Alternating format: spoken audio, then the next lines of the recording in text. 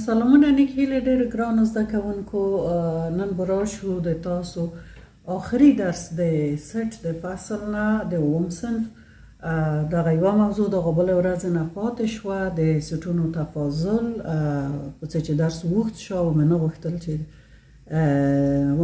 چې تاسو ښه زده شي نو دا درس بیل درکوم نن د موږ تاسو درسونه دي بسم الله الرحمن الرحیم د سټونو تفاضل کلی و مکمل تشریح ده نو د دې لپاره چې وخت ضایع نشي ما مخکې دلته یو د A سټ په نظر کې نیولی د A سټ د اووم صنف د شاګردانو سټ دی د اووم صنف کېدای شي چې دا ولیکو چې تاسو مغالطه ونه شي د A سټ د اووم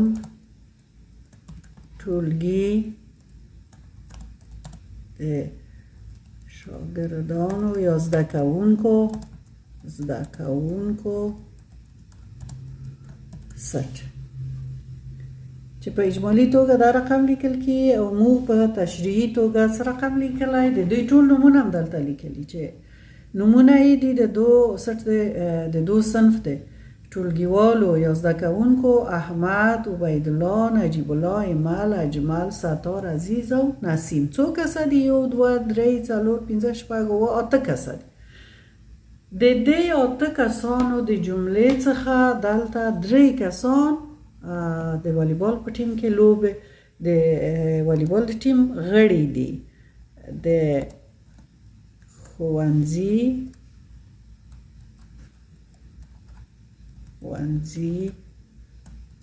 د والیبال ټیم غړي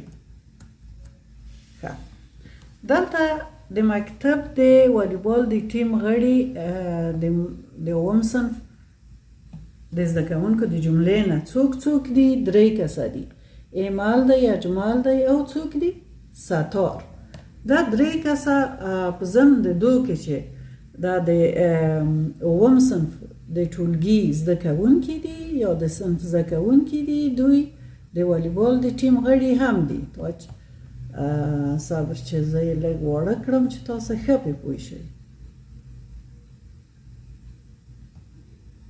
ښه اوس یې دلته د موږ نه څه غوښتي اوس یې د موږ نه غوښتي چې د A سټ نه د B سټ منفي کړو یعنی د اووم صنف د زده کوونکو د سټ نه چې دلته اته کسه دي دغه د والیبال ټیم ته منفي کړو فکر وکړو چې دا د والیبال د ټیم غړي تللي دي مسابقې ته هلته څوک پاتې کیږي په سټ کې په صنف کې څوک پاتې کیږي ښه د اوس د A منفي B اول خو تاسو خو پوهیږئ چې تفاضل په معنا د منفي یا کمولو ده دا په اول کې درته ونه وي یا پاتې د نوي چې تفاضل د منفي په معنا دی تفاضل د دوه سټو یعنی منفي کول یعنی کمول اوس موږ د A سټ نه چې د اووم صنف د اووم ټولګي زده کوونکي دي دغه د والیبال غړي کمیو یعنی اول A لیکو A مساوي کیږي په احمد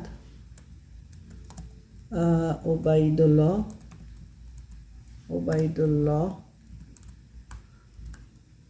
نجیب الله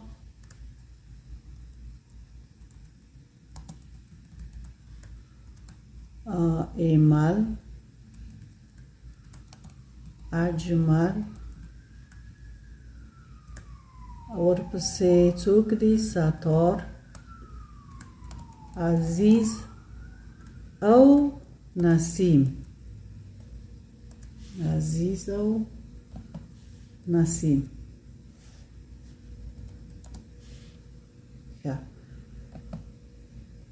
د دو سټ نه اوس مو منفي یا تفاضل دی د بی سټ ته کمیو یا منفي کیو د بی سټ تاسو پیږئ چې درې کسه دي ایمال دی اجمال دی او ستار کله چې دوی ته کم شي اوس به زه دلته درته هایلایټ کړم دلته به هایلایټ کړو چې څوک څوک ته کمی چې تاسو ته جنجال پېښ نشي دغه درې کسه ایمل اجمل ستار ته کمیږي په څه چې دوی د والیبال د ټیم غړي دي. فکر وکړئ چې کومه مسابقې ته د صنف نه بیرون ته وځي. پاتې کیږي څوک؟ هغه څوک چې پاتې کیږي موږ به دلته په خپل نوي سټ کې ولیکو.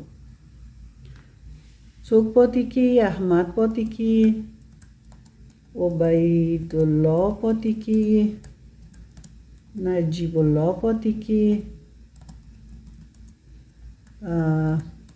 عزیز پاتې کیږي او نسیم پاتې کیږي.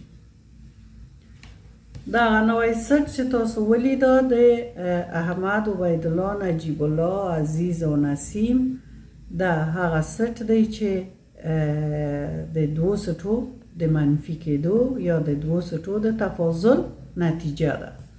دا د دوو سټو د تفاضل نتیجه به اوس موږ وګورو په یوه د وین په دیاګرام کې به یې هم در وښیو چې څه رقم تاسو د وین په دیاګرام کې دا رسم کولی شئ.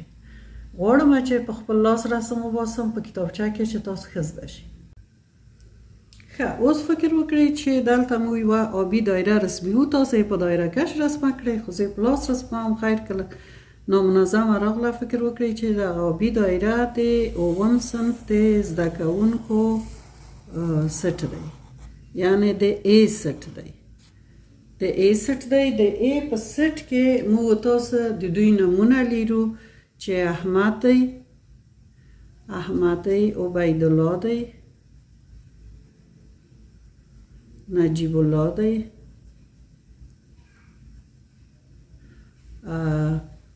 ایمل دی،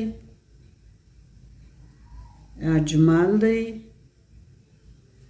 ستار دی او نور څوک پاتې شول؟ عزیز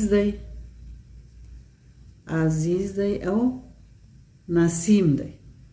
دا د اووم صنف د ټولګیوالو یا د زده کوونکو سټ دی چې په آبي دایره کې ښودلی. اوس د هغه زده کوونکي چې د والیبال په ټیم کې دي په یوه ګلابي دایره کې موږ رسموو چې دا همزمان په همدغو صنف کې دوی شامل دي. یوه وړه ګلابي دایره لرو چې دغه د والیبال د ټیم غړي پکې شامل دي. اوس تاسو فکر وکړئ، داسې فکر وکړئ چې دغه زده کوونکي چې د والیبال د ټیم دي دا مسابقې ته ځي. پاتې کیږي په صنف کې څوک؟ احمد، عبیدالله، نجیب الله، عزیز، نسیم. 5 کسه پاتې کیږي. دغه پاتې کسان د مغو تفاضل یا د منفي نتیجه ده چې موږ تاسو د دغه ټول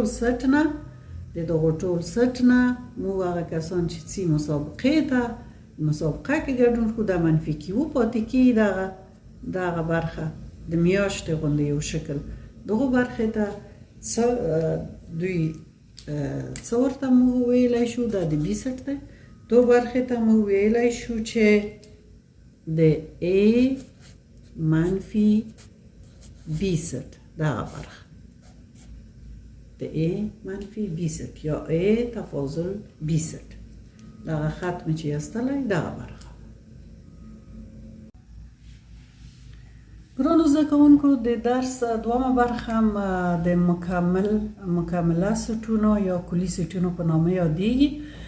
فکر وکړئ چې موږ د یو سټ لرو.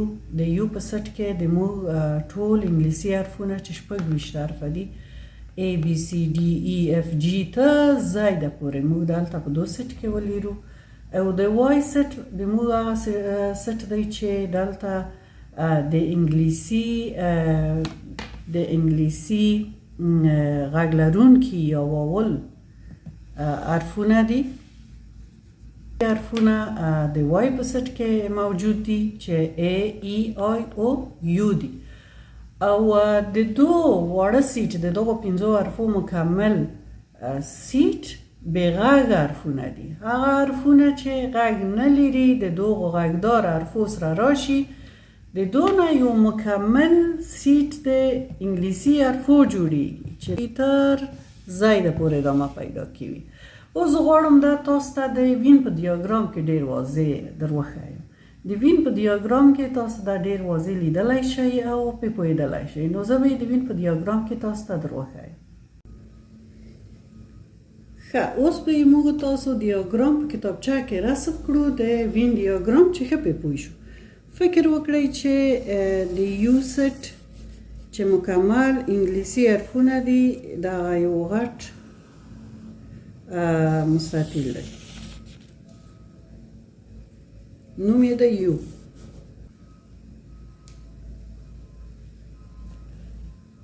په دې کې د انګلیسي ټول حرفونه دي، په یو کې د انګلیسي ټول حرفونه دي، مګر تاسو پوهیږئ چې د انګلیسي حرفونه په دوو برخو ویشل شوي.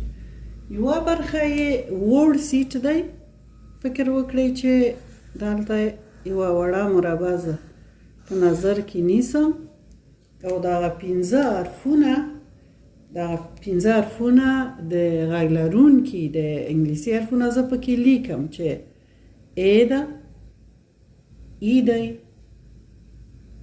آی دی، او ده او یو دی.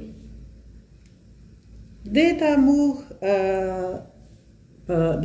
د وخته په سیټونو کې دوی ته د څه شي نوم ورکړ؟ د وای نوم هم ورکړ، د وای سیټ.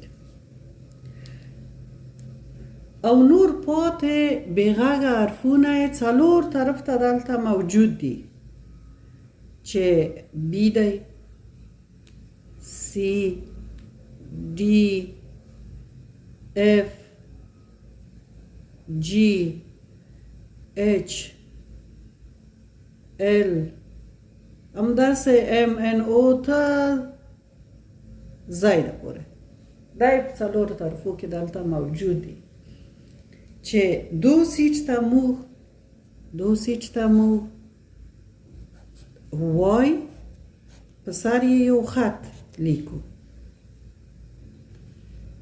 وای په سر یې یو خط لیکو. نو په دې توګه دغه وای چې په سر یې یو خط دی د وای د سیټ مکمل دی، یعنی بېغږه حرفونه د انګلیسي غږداره یا واول حرفونه تکمیلوي. او د دوی کلي سیټ د څه شي په نامه یادېږي؟ کلي یا مکمل سیټ یې دی یو په نامه یادېږي. دا کلي یا مکمل سیټ د انګلیسي د حرفو دی چې تاسو یې وینئ په دغه ټول مستطیل کې چې هېڅ دغه وړه مربع په نظر کې ونه نیسئ. دغه کلي سیټ د انګلیسي د حرفو دغه مستطیل دی چې دغه حرفونه پکې شامل دي، مګر دلته دوو سیټو تقسیم شوي، یو غږ لرونکي حرفونه، دوم بېغږ حرفونه چې دغه بېغږ حرفونه غږ لرونکي حرفونه تکمیلوي، یا وای چې په سر یې خط دی، یا وای زبر مکمل یا تکمیل کوونکی د کوم سیټ دی؟ د وای د سیټ دی. هیله لرم چې پوه شوي به یاست.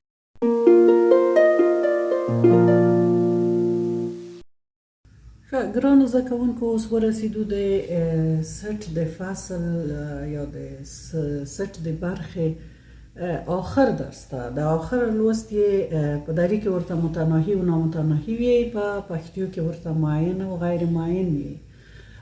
موږ په آخر کې چې لولو معین او غیر معین سټونه دي. معین سټونه هغو سټونو ته ویل کېږي چې شمېر د عناصرو شمېر معلوم وي، یعنی موږ یې وشمېرلی شو. او غیر معین سټونه هغه سټونه دي چې عناصر ولري مګر موږ یې شمېرلی نه شو، حساب یې موږ ته معلوم نه دی چې څومره دي. دلته مو دوه مثالونه درته لیکلي، مخکې چې تاسې ښه پرې باندې پوه شئ. معین او غیر معین دا مې دري ته لیکلي وو، په خاطر ماسې پاتې دی غیر معین. معین سټونه مثلا د تاسو مخکې د یوې کورنۍ غړي وپېژندل. تېره ورځ ما تاسو ته یو مثال راوړی و چې د یوې کورنۍ غړي مور پلار یې وو عبدالله، رابعه، رونا، مسکا، زیبا، زمني و احمد او علي، اووه کسه په دې کورنۍ کې ژوند کړ. یعنی موږ د یوې کورنۍ د غړیو سټ شمیرلی شو چې څو کسه دي، چې دلته د هغه مثال اووه کسه دي. دو ته څه ویایي؟ دو ته معین سټ ویایي. که د موږ نه وغوښتل شي چې موږ د اسمان د ستورو سټ ولیکو په تفصیلي توګه، نو موږ یې نشو کولی، په څه چې موږ یې نشو شمیرلی چې په اسمان کې څومره ستوري دي او نومونه یې څو دي، نومونه یې کوم دي د ټولو، او شمیر یې څو دی. نو هغه سټونه چې عناصر یې موږ ونشو شمیرلی، ورته څه وایو؟ ورته غیر معین سټ وایو. نو خدای دې وکړه چې تاسو د سټ د برخې ټول درسونه ښه زده شوي وي، پې پوه شوي وئ، او هیله لرم چې دا درسونه کله چې ګورئ خپل همصنفانو سره، دوستانو سره شریک کړئ، خپل چینل سبسکرایب کړئ. بله ورځ بیا په خیر دوام فصل د طبیعي د اعدادو برخه انشاءالله په خیر سره شروع کیو. درسونه به ملا ډېر په زړه پورې شي او درسونه به مو اسانه شي تاسو ته. اوس هم په خدای سپارم، خدای مل شه.